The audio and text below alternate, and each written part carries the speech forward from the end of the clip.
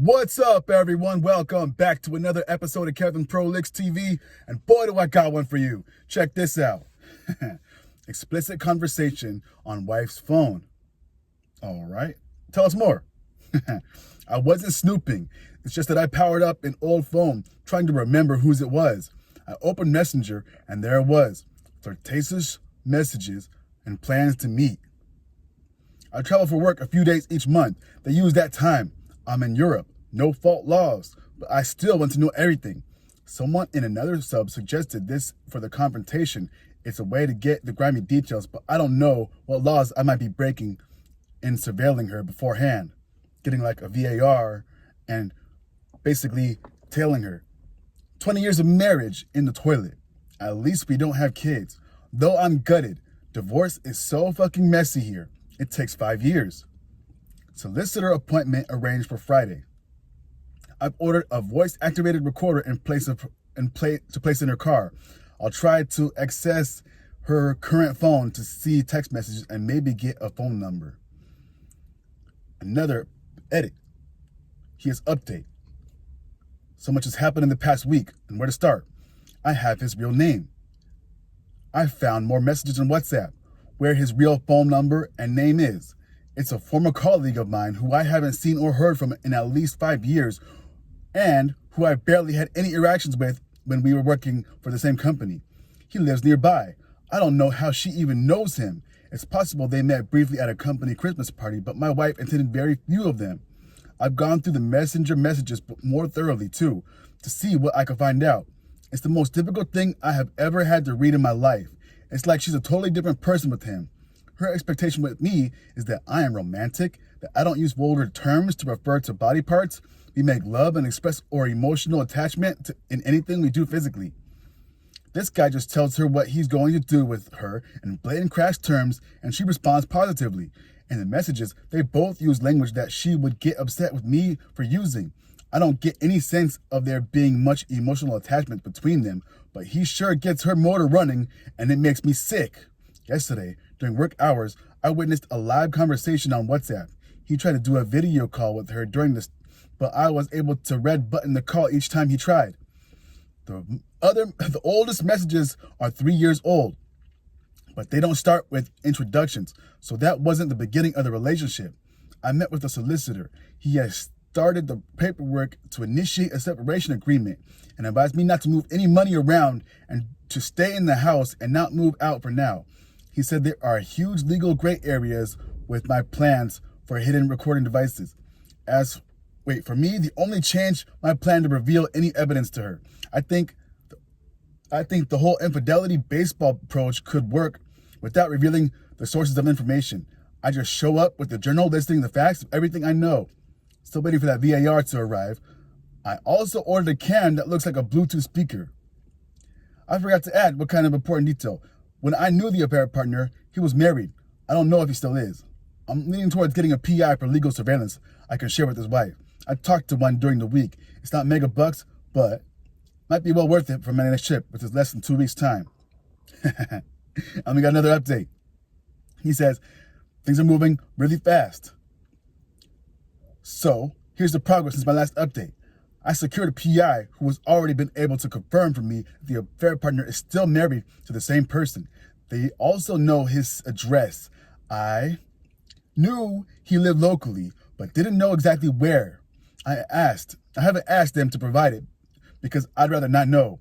This is just a recipe for doing something I'd rather not, and it'll probably be really stupid in the moment of weakness. The affair partner will provide the evidence they gather to the affair partner's wife on my behalf. I don't have to be directly involved. I'm flying out Monday morning and returning Wednesday. The affair partner plans to meet my cheating wife at my house for various short visits that won't alert his wife. Like he'll go out for a run so we can get away with being away for an hour or more while he's really visiting my wife. Various excuses like that. But he is also planning to stay overnight Tuesday. I don't know what excuse he has fed his wife for that one. Maybe a fake business trip. Maybe he has a friend who covers for him. I don't know. The important thing is the PI should be able to get some juicy evidence of him coming and going after telling his wife he'd be somewhere else. I have my voice-activated recorder, which I put in our fireplace. We don't use it that much. I was originally thinking of the car, but it's picking up everything said in the sitting room with great clarity from the fireplace. It will also catch my conversations with her in that room. I also have a camera that looks like a Bluetooth speaker. It will be strategically placed in the bedroom. Not everything has gone to plan since my last update. I've been keeping her away from me by working constantly, but that only works for so long. We normally have an active sex life, usually about 3 times a week, but there's only so long I can use the excuse of work and stress to keep her away.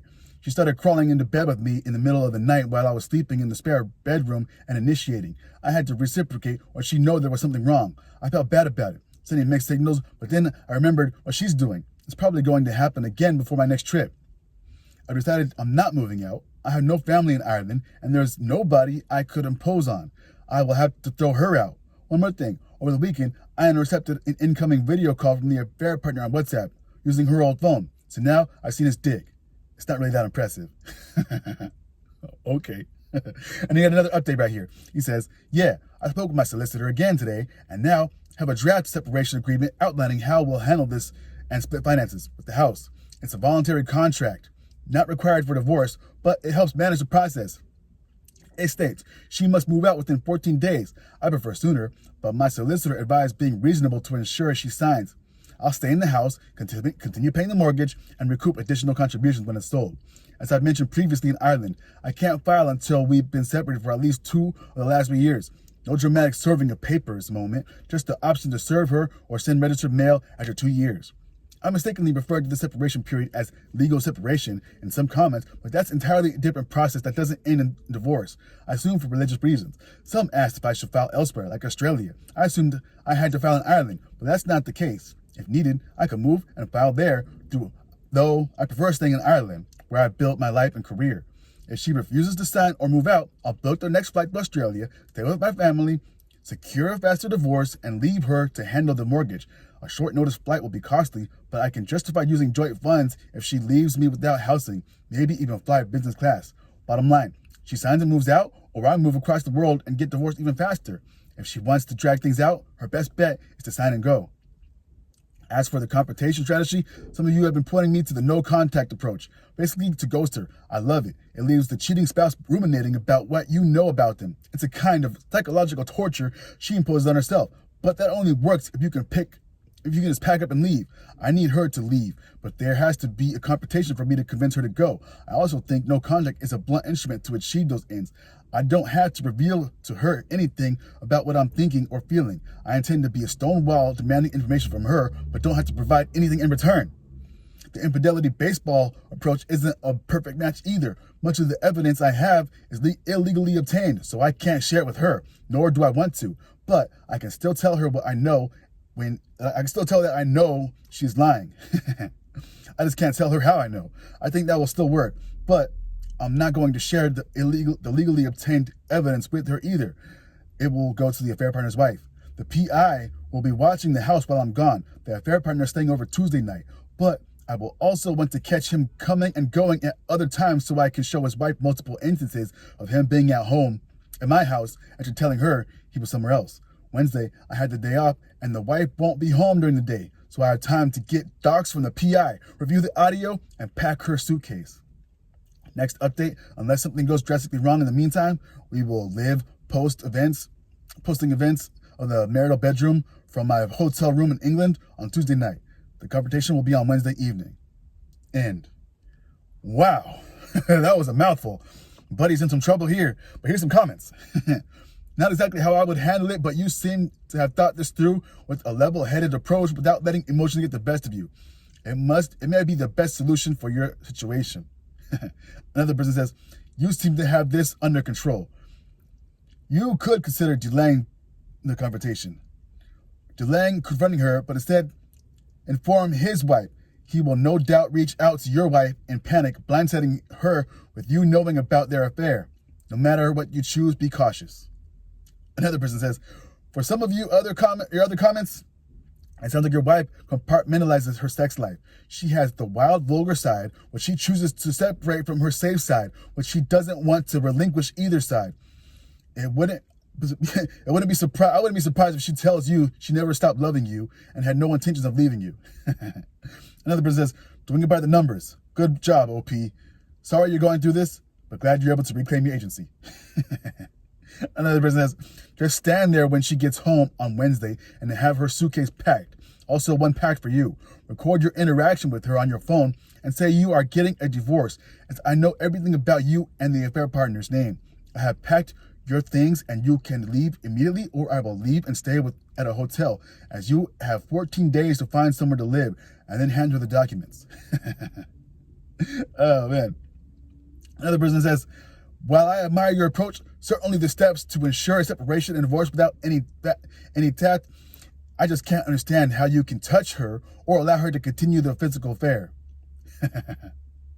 Another person says, hey, yo, I'm sorry, but despite all this, regarding the legal evidence, trust me, that's the least thing you have to be worried about. Your soon-to-be ex would rather try to convince for a reconciliation than to sue you. And even the courts wouldn't be bothered much, because that's going to be a divorce case where things have to be settled there.